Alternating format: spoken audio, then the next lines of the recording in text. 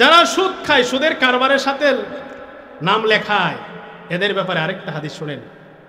মুসলিম শরীফের 1598 নম্বর হাদিসের বর্ণনা। সুদের ব্যাপারে আল্লাহ নবী 4 শ্রেণীর মানুষকে অভিশাপ করছেন, লানত করছেন। আন জাবির ইবনে আব্দুল্লাহ রাদিয়াল্লাহু তাআলা আনহু قال, নবীজির সাহাবী জাবির ইবনে আব্দুল্লাহ রাদিয়াল্লাহু তাআলা আনহু বলেন, লাআনা রাসূলুল্লাহ সাল্লাল্লাহু আলাইহি ওয়াসাল্লাম আকিলার রিবা ওয়া মুকিলাহু ওয়া কাতিবাহু ওয়া শাহিদাই। হযরত জাবের বলেন, আল্লাহর নবী সুদের ব্যাপারে 4 শ্রেণীর মানুষকে লানত করেছেন, অভিশাপ দিয়েছেন। আওয়াজ করে বলেন, কয় শ্রেণীর মানুষ? 1 নাম্বার আকিলার রিবা, যেই মানুষটা সুদ খায়। কি করে? সুদ খায়, টাকা লাগায়। কি করে? টাকা লাগায় যারা, সুদখোর যাদেরকে আমরা বলি। 2 নাম্বার মুকিলা, যারা সুদ দেয়। আপনারা যারা এখানে বসছেন, হুজুর আমরা টাকা লাগাই না, কিন্তু এই যে বুড়ো ক্ষেতের তেল সার কেনার জন্য সমিতি থেকে আমরা টাকা উঠাই, 10,000 উঠাইলে বৈশাখ মাসে দান কাইটা 15,000 দিতে হয়। আল্লাহর নবী বলেন, যারা এইভাবে সুদ দাও তাদের জন্য লানত আর অভিশাপ। সুদ খাওয়া যেমন অপরাধ, সুদ দেওয়াও তেমন অপরাধ। তাহলে কি সুদ দেওয়া যাবে? হ্যাঁ। 3 নাম্বার কাতিবা, যে সুদের খাতায় লেখালেখি করে, এই ব্যক্তির উপর আল্লাহর নবীর লানত আর অভিশাপ। 4 নাম্বার শাহিদাই, যারা সুদের সাক্ষী হয় তাদের উপরও আল্লাহর নবীর লানত আর অভিশাপ নাজিল হয়। সুদ খাওয়াও যাবে না, দেওয়াও যাবে না, সুদ লেখালেখিও করা যাবে না, সুদের সাক্ষীও হওয়া যাবে। আর অনেকগুলো সুদের কুফল আছিল, হুজুর যদি আইসা যায় তাহলে তো সময় শেষ। এই জন্য আরেকটা গুরুত্বপূর্ণ একটা হাদিস বলি, এরপরে সুযোগ থাকলে বাকিগুলা বলবো।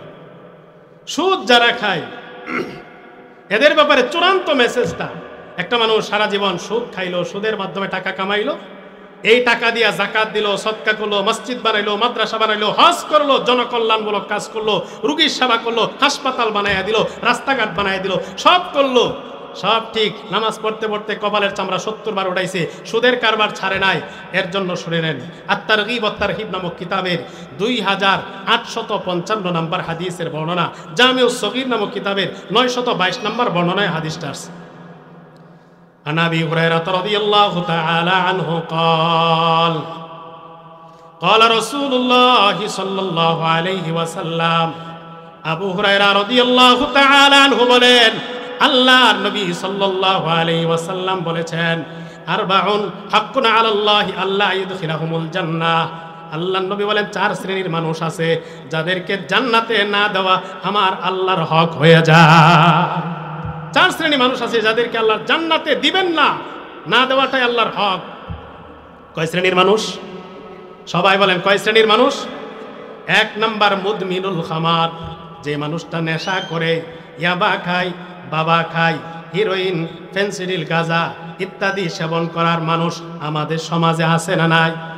এ যুবক ভাই, কান খুলে শুনে রাখো, তোমার যদি বাবার নেশা থাকে, ইয়াবা খাওয়ার নেশা থাকে, অথবা ইয়াবা তুমি খাও না, সরবরাহ করো, গোপনে গোপনে রাতের অন্ধকারে 3 রাস্তার মোড়ে দোকানের পেছনে দাঁড়ায় তুমি বিক্রি করো, আল্লাহর নবী বলছেন, হে আমার উম্মত, তুমি যেভাবেই এই নেশার সাথে জড়িত হও না কেন, খাইয়া তুমি জড়াও, তৈরি করে জড়াও, বিক্রি করে জড়াও, যেইভাবে তুমি নেশার সাথে জড়িত হও না কেন, যে মানুষটা নেশার সাথে জড়িত হবে এই মানুষটাকে জান্নাতে না দেওয়া আমার আল্লাহর হক হয়ে যায়। যে নেশার সাথে জড়াবে তাকে আল্লাহ জান্নাত দিবেন। 2 নাম্বার আকিলুর রিবা, যে মানুষটা সুদ খায়, সুদের কারবার করে, সুদের কারবার ছাড়ে না, আল্লাহর নবী বলেন এই সুদখোরকে জান্নাতে না দেওয়া আমার আল্লাহর হক হয়ে যায়। 3 নাম্বার আকিলু মালিল ইয়াতিম, যেই মানুষটা ইয়েতিমের সম্পদ দখল করে খায়, মেরে খায়, ইয়েতিমের সম্পদের বুক দখলকারীকে আল্লাহ তাআলা জান্নাতে দিবে না। 4 নাম্বার ওয়াল আকুলি ওয়ালিদাই, যেই যুবক, যেই সন্তান মা বাবার অবাধ্য হয়ে যায়, মা বাবার কথা শুনে না, মা বাবা যদি বলে ডান দিকে যাও, সন্তান বাম দিকে চলে, ওই সন্তানকে জান্নাতে না দেওয়া আমার আল্লাহর হক হয়ে যায়।